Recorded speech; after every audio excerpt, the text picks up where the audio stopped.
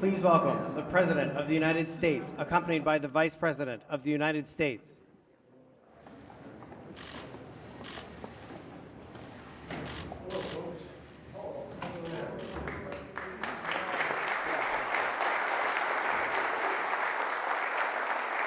Please. Don't jump. Thank you. Please sit down.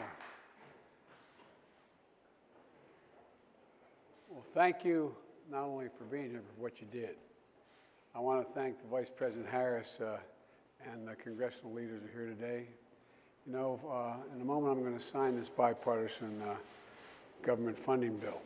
But with this bill, we're going to send a message to the American people, a strong message that Democrats and Republicans can actually come together and get something done, right, Nance? And to fulfill our most basic responsibilities. To keep the government open and running for the American people, serving the American people, investing in your communities, and investing in the American people and doing it in a fiscally responsible way. This bill also includes historic funding, $13.6 billion, to address Russia's invasion of Ukraine and the impact on surrounding countries.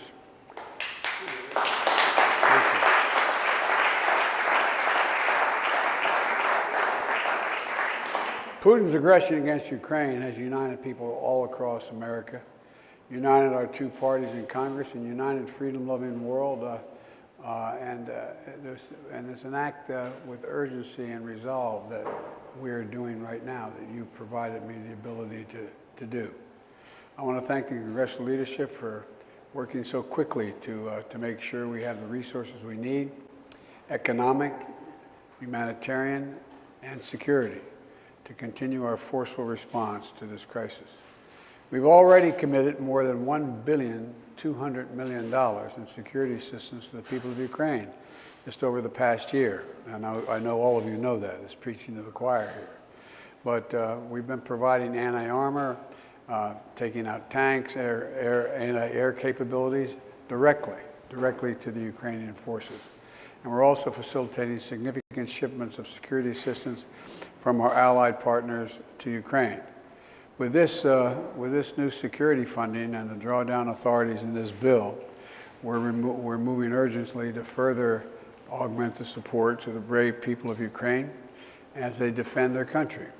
And I'll have much more to say about this tomorrow, about exactly what we're doing in Ukraine. We're also going to be better positioned to provide for the rapidly growing humanitarian needs of the Ukrainian people.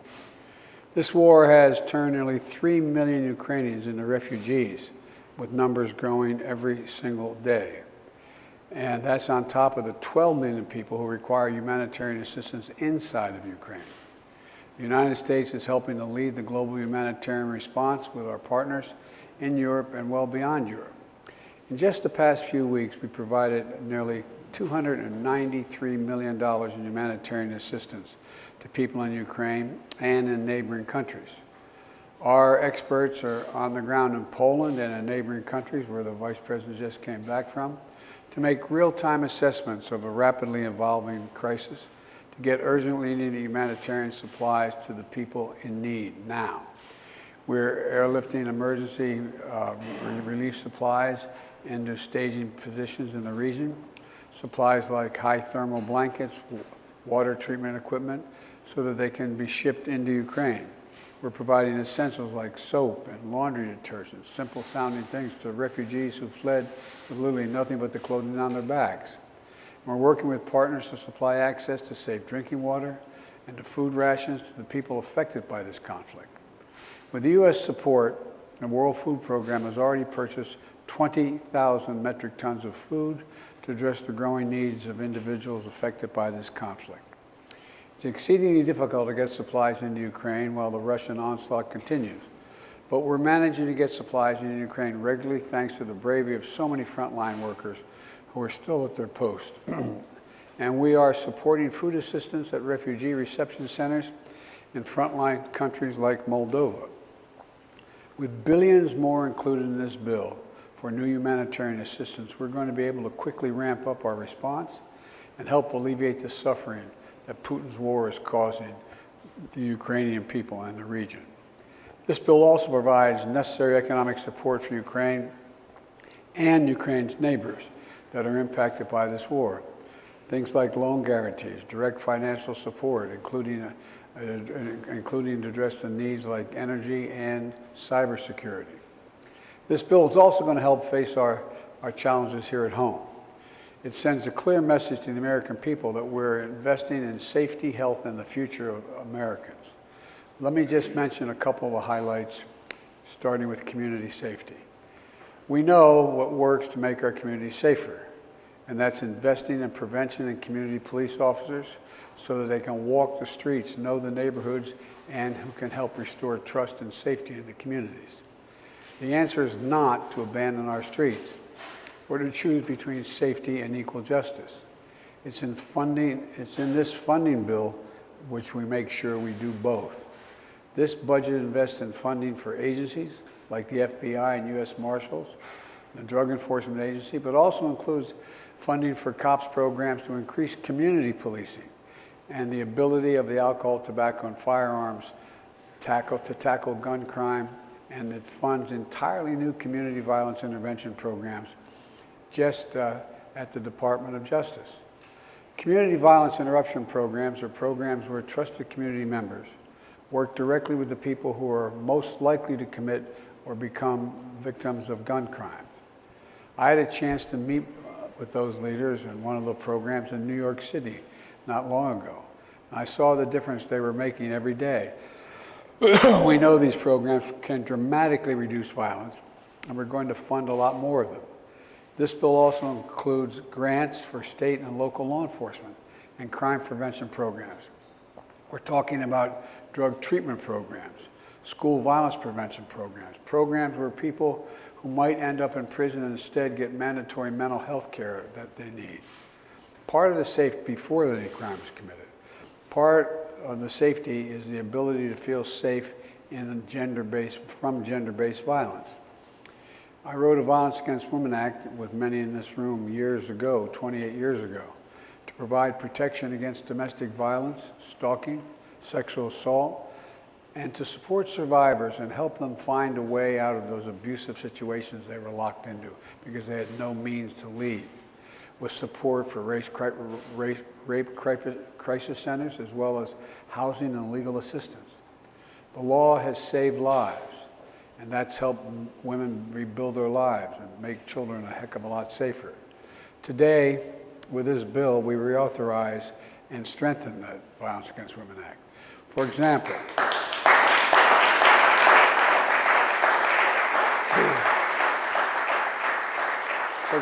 we're doing more to help survivors in rural areas and in underserved communities. Tribal courts will now be able to exercise jurisdiction over non-native perpetrators of sexual assault and sex trafficking.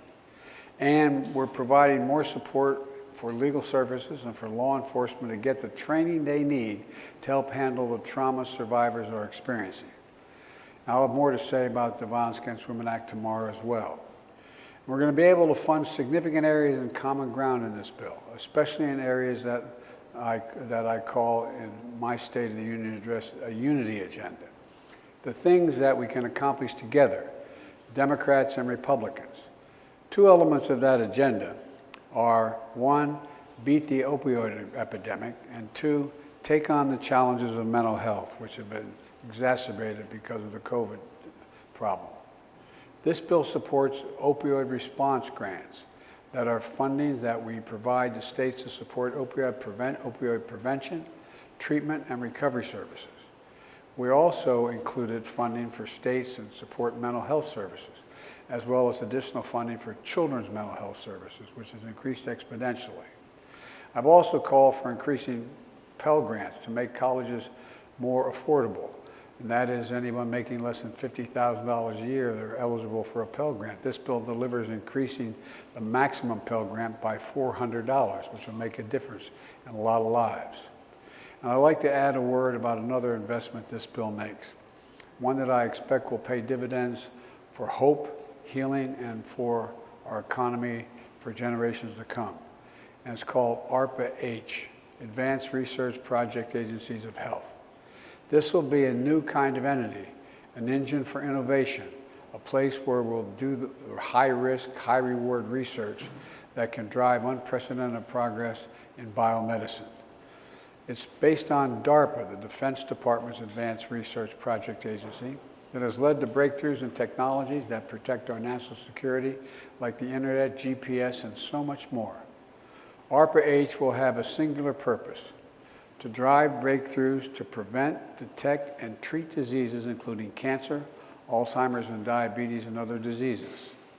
And by the way, we're proving that we can invest in the American people in a fiscally responsible way. Last year, the deficit dropped for the first time since 2015. It fell by $360 billion last year. And this year, it's on track to drop by more than $1 trillion. After 4 years in a row of increasing deficits before I took office, we're now on a track to see the largest ever decline in the deficit in American history.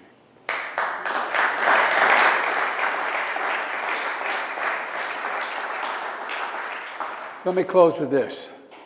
Today, we're again showing the American people that as a country, we can come together as Democrats, Republicans, and Independents and do big things. That our democracy can deliver and outperform autocracies. And that there's nothing we can't do when we do it together as the United States of America.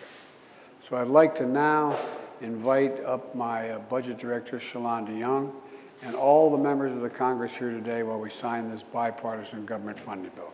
Thank you all very much.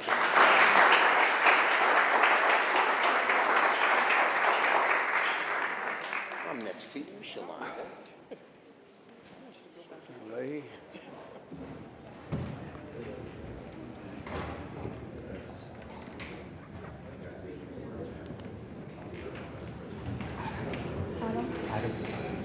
Speaker.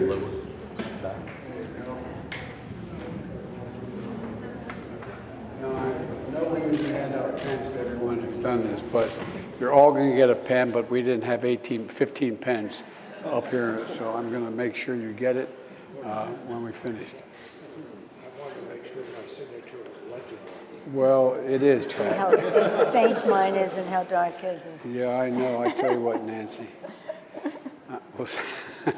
Anyway, I'm going to give it a shot here, okay?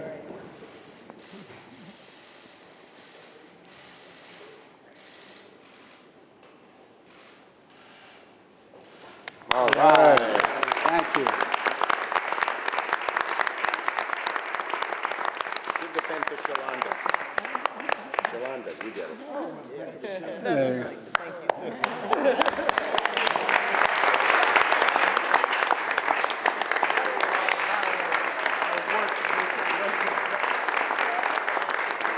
Thanks, Bill. Great job, Mr. President. It's a No, great no, bill. no. You guys did that. Good to see you, man. How you doing? Respond to Mitch McConnell, who says you're showing weakness against Putin.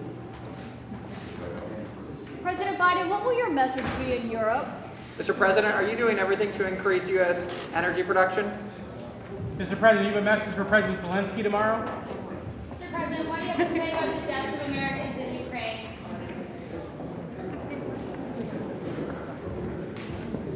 Mr. President, what about the COVID funding?